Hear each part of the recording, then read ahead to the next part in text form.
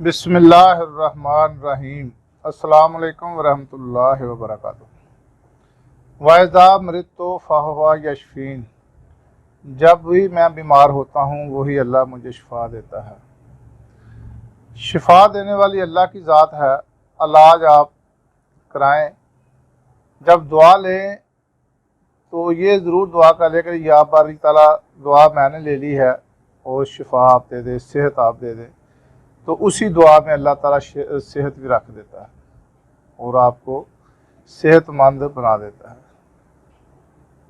तो ये नहीं है कि सिर्फ दुआ पर ही आप यकीन कर ले। जितना ज़्यादा अल्लाह ताला पर तवक्कल करेंगे अल्लाह ताला उससे ज़्यादा आपको नवाजेगा। अगर आप गौर करें तो परिंदों की तरफ देख लें, या जो लोग कहते हैं कि हमने अपनी मेहनत से कमा कर खाया है, और वो परिंदे जो बिल्कुल कमाते नहीं हैं, सुबह अपने घोंसले से निकलते हैं और शाम को अपना पेट भर कर आते हैं, तो वो क्या मेहनत करते हैं। उनको भी अल्लाह ताला देता है, तो उनको फिर वो जमा भी नहीं करते कि हमने सवेर के सुबह के लिए क्या लेना है। सुबह अल्लाह ताला उनके लिए फेसबा पैदा कर देता है। तो इसीलिए हमें भी ये इतना तवक्कुल रब पर करना चाहिए ताकि हमें अल्लाह ताला अपनी रहमतों से नवाजे।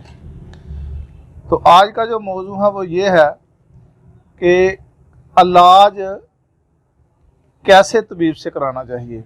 वो कौन से साफ तबीब में हों जिनसे आप इलाज कराएं। तबीब की जो सफ़ात हैं, ऐसा तबीब हो जो कि तलीम याफ्ता हो, अक्लमंद हो, तजर्बाकार हो, ऐसे तबीब के पास जाना चाहिए।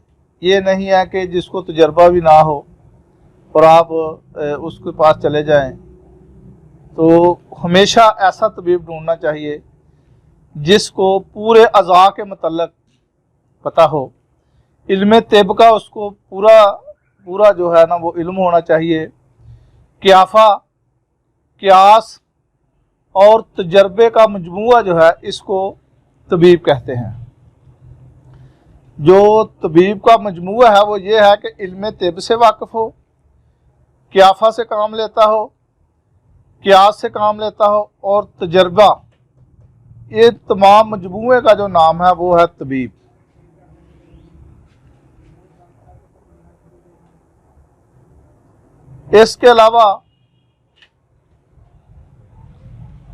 इसके अलावा वो जिस्म के अज़ा के मतलब उसको मुकम्मल तौर पर इल्म होना चाहिए, नेक होना चाहिए, उसकी जो तबीयत है वो बिल्कुल खुशबाश होनी चाहिए, वसी और नज़र होना चाहिए, खुश रहने वाला हो, पाक दामन हो, सच्चा आदमी हो, वादा खिलाफी ना करने वाला हो,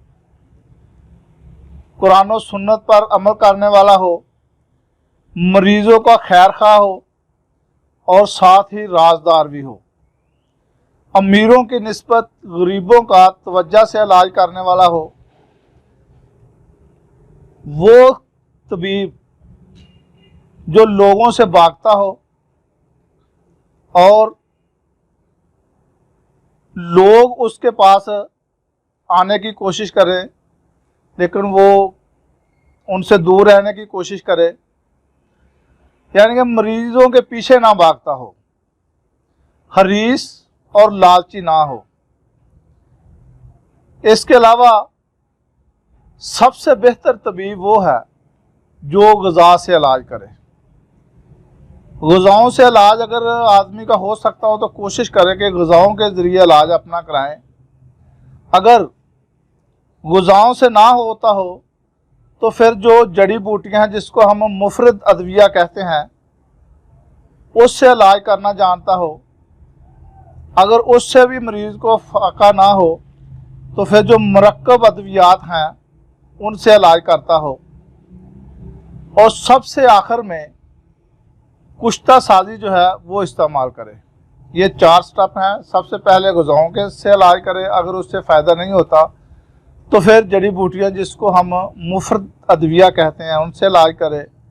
अगर उससे भी कोई फ़ायदा नहीं होता तो फिर जो मुरक्कब अदवियात है, मसलन के जो मजून है ज्वार छात हैं, इस तरह के बेशुमार अद्वियात है, ना लूँगा तो बहुत लंबी वीडियो हो जाएगी। उससे इलाज करता हो, अगर उससे भी फ़ायदा ना हो तो आखिर में फिर कुश्ता जात जो है ना, इससे इलाज करना चाहिए। अताई जो डॉक्टर हकीम है वो हैं गैर तबीब, जिसको अताई कहा जाता है,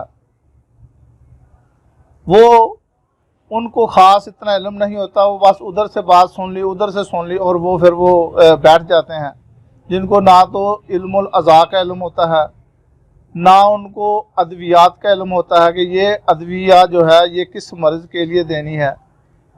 तो ऐसे तबीब के पास नहीं जाना चाहिए। तो कोशिश करें कि किसी क्वालिफाइड तबीब से अपना इलाज करवाएं, और जिस तरह तबीब कहे, ये नहीं है कि मरीज़ कहे, मैं एक तबीब बताता है कि भाई ये दवाई आपने इस चीज़ से लेनी है, नहीं हकीम साहब ये मैं तो नहीं कर सकता। वो अपनी मर्ज़ी से वो इलाज अपना करवाना चाहते हैं। जो लोग अपनी मर्ज़ी से इलाज कराना चाहते हैं वो उनका इलाज नहीं होता, तबीब की मर्ज़ी से जो इलाज कराएंगे वो इलाज होगा।